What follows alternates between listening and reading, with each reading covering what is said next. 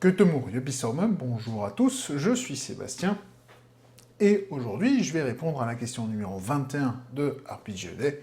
La question d'aujourd'hui est la suivante, une campagne classique. Et le mot-clé c'est campagne, pour ceux qui auraient envie d'explorer ce sujet-là.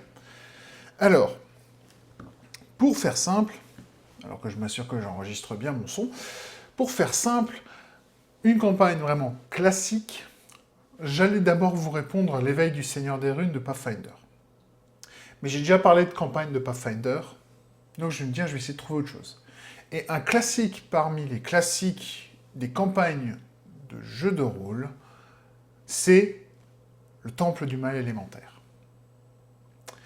Alors, c'est vraiment un très grand classique dans le sens où ça vient de AD&D, je crois, 2, je suis pas sûr, et c'est un immense dungeon crawler qui a été converti, adapté en jeu vidéo dans les années 90, début 2000.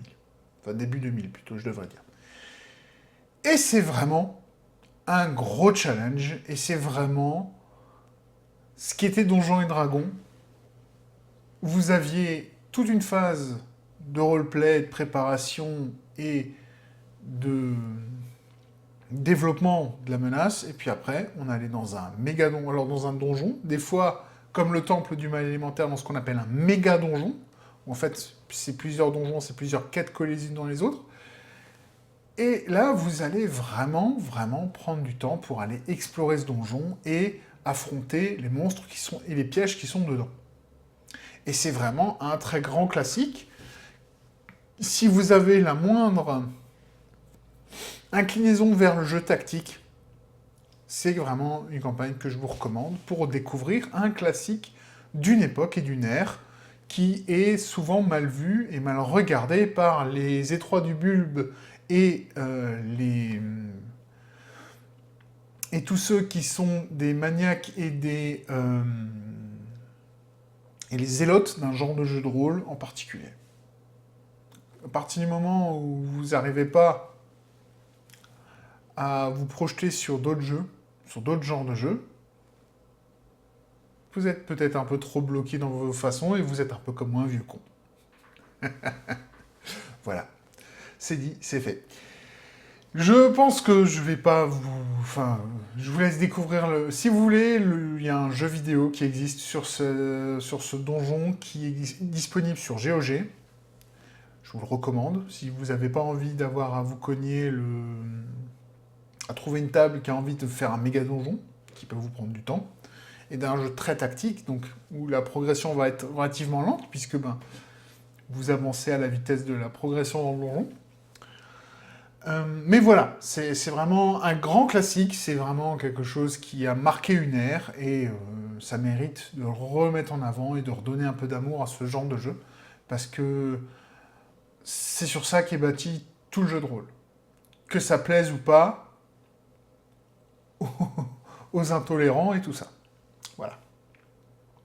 Je vais pouvoir passer au thème du jour. Le thème du jour aujourd'hui, c'est disaster, désastre. Et pour ce qui est de l'exercice d'aujourd'hui, je prends mon dé, je vais le lancer. Je ne sais pas si vous arrivez à le voir de là, mais je vais le rapprocher de vous. C'est un 5. Et donc aujourd'hui, je dois écrire une rumeur ou une légende sur un désastre. Mouais. Pas facile.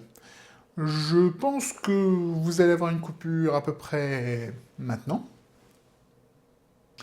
Aujourd'hui, je vais vous emmener sur un nouveau plan, un nouveau lieu dont je ne vous ai pas encore parlé dans mon univers. C'est le plan de la lumière et du chaos. C'est le plan de la forêt originelle, l'Urwald, qui est la terre des fées, et de tous les personnages féeriques. Et il y a eu un cataclysme qui a eu lieu, il y a un désastre qui a eu lieu, et qui a eu lieu dans tous les autres plans, les autres royaumes autour de Mittelheim, puisque la magie s'est retrouvée enfermée dans son propre plan.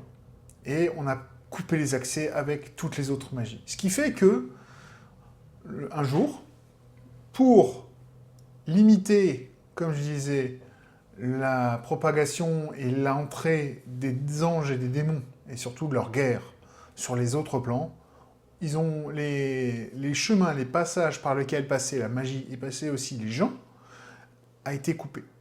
Et donc, ça a isolé ce plan du reste, ça a isolé ce plan de Mittelheim, et donc des autres sources de magie.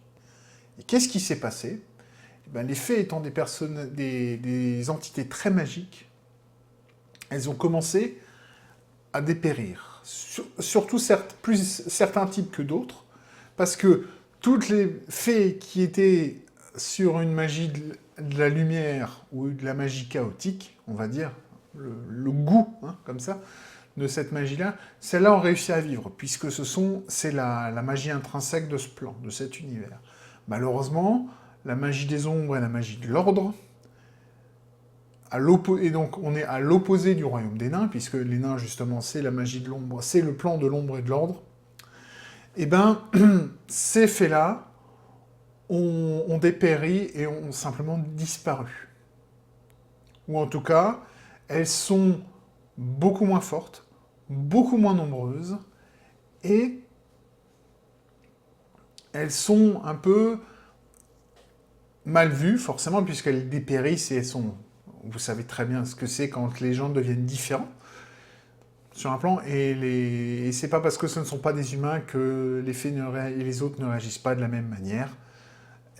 Ces espèces, ces races, ces lignées de fées ont été mis au banc de la société des fées, des cours de fées. Elles se sont retrouvées à créer leur propre cours au final, mais en gros, la légende veut que ces fées attendent avec impatience, elles, le retour des autres magies, le retour du passage, et certaines donc en viennent à attendre avec impatience le retour des anges et des démons et de la guerre perpétuelle, parce que ça leur permettra de revivre correctement. Et vous pouvez voir une sorte de vision,